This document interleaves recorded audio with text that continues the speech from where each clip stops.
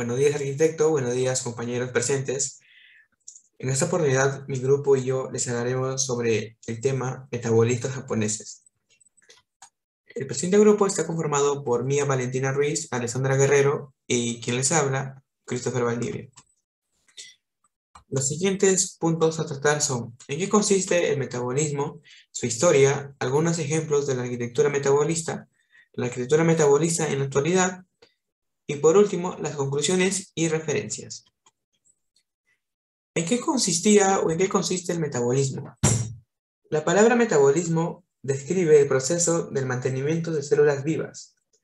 Dicha palabra fue utilizada por un grupo de arquitectos japoneses después de la Segunda Guerra Mundial para describir sus creencias sobre cómo deberían ser diseñados los edificios y las ciudades. La reconstrucción de las ciudades japonesas de la posguerra hizo proliferar nuevas ideas sobre el futuro del diseño urbano y el espacio público. Los arquitectos metabolistas creían que los edificios y ciudades no son entes estáticos, sino que están en constante cambio orgánico con un metabolismo propio. El diseño arquitectónico metabólico es creado alrededor de una infraestructura como columna vertebral con partes prefabricadas y reemplazables como células de un organismo.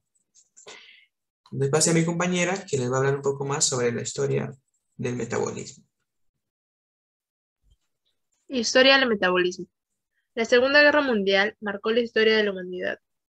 Además de la muerte de millones y desaparición de ciudades enteras, fue un momento que desencadenó el surgimiento de distintos pero interconectados movimientos intelectuales y nuevas tendencias dentro de la arquitectura y el urbanismo.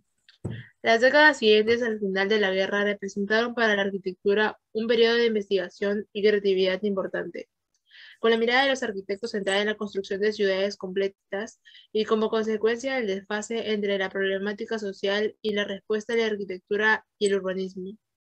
Surgieron movimientos como el de Archiran, el metabolismo, el funcionalismo y el postmodernismo, que buscaban reflexionar sobre la ciudad, los procesos que en ella ocurren y la manera en que éstas deben ser concebidas y diseñadas.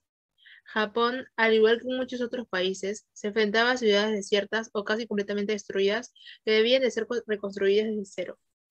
Con una nueva y frágil democracia impuesta por Occidente, un grupo de arquitectos planteó una visión radicalmente distinta y se autodenominaron metabolistas.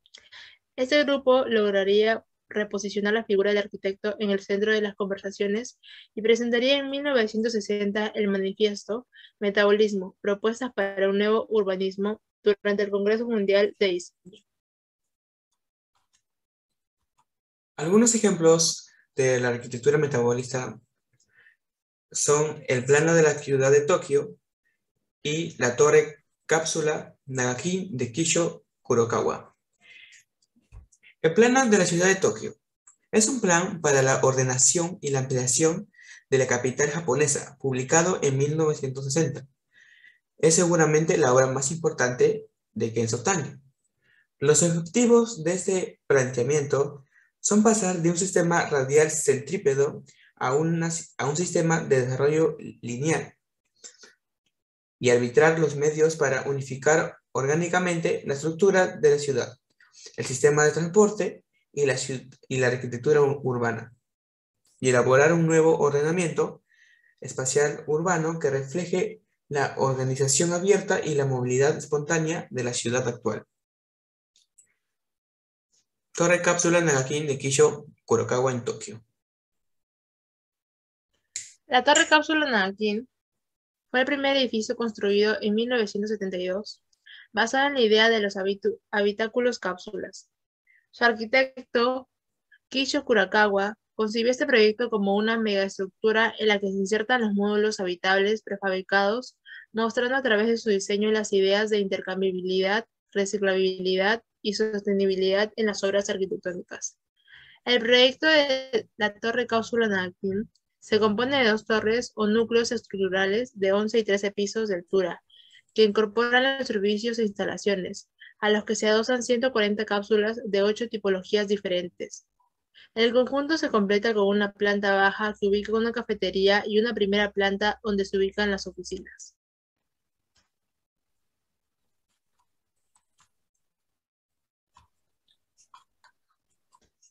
Estos son algunos ejemplos de la arquitectura del metabolismo. El diseño de la ciudad espacial de Jonas Friedman en 1959. El complejo de viviendas Habitat 67 en Montreal de Moshe Safdie en 1967. El diseño de la ciudad Acrópolis en 1974. La ciudad Kiryat Ono en Israel en 1984 de Justus Daginter. Y el edificio de Calimonia en México de Juan José Díaz Infante en 1936. Arquitectura metabolista en la actualidad. Aunque el movimiento metabolista fue reemplazado por otras corrientes arquitectónicas, se considera como una parte importante de la arquitectura del siglo XX, y su influencia todavía se puede observar en la arquitectura moderna. Algunos elementos del metabolismo, como la construcción de viviendas prácticas, sostenibles, prefabricadas y en módulos, todavía se siguen utilizando. Incluso están recobrando una mayor popularidad. Un ejemplo claro sería la arquitectura modular, las casas prefabricadas, las mini viviendas que son hechas con contenedores y las casas inteligentes.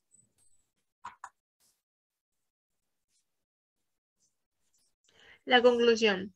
El metabolismo planteaba que las ciudades y las formas arquitectónicas que las componen debían ser concebidos como seres vivos y por tanto deberían crecer orgánicamente como respuesta a las nuevas necesidades de sus habitantes. Estas son algunas referencias de nuestra información. Espero que haya sido de su agrado. Muchas gracias.